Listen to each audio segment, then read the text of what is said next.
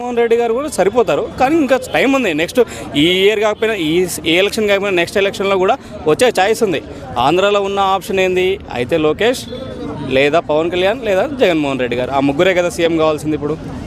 అంటే ఇప్పుడు కూటమి ప్రభుత్వం ఇచ్చిన హామీలు నెరవేరుస్తలేదు, పథకాలు నెరవేరుస్తలేదని కొంతమంది అపోజ్ చేస్తున్నారు. సో దానికి ఏం చెప్తారు మీరు?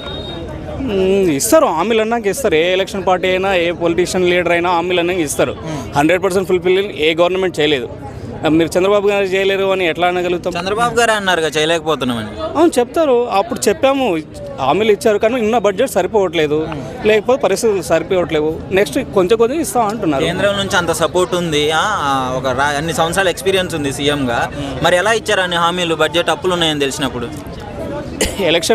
ఎలక్షన్ పార్టీలు పొలిటికల్ పార్టీలు అన్నాక ఈ ఒక్క టీడీపీ అని కాదు, మీరు ఏ పార్టీనన్నా తీసుకోండి, హామీలు అన్నాక ఇస్తారు. అంటే ఇప్పుడు ఫేక్ హామీస్ అవన్నీ అంతేనా? ఫేక్ అని ఎట్లా అంటావు?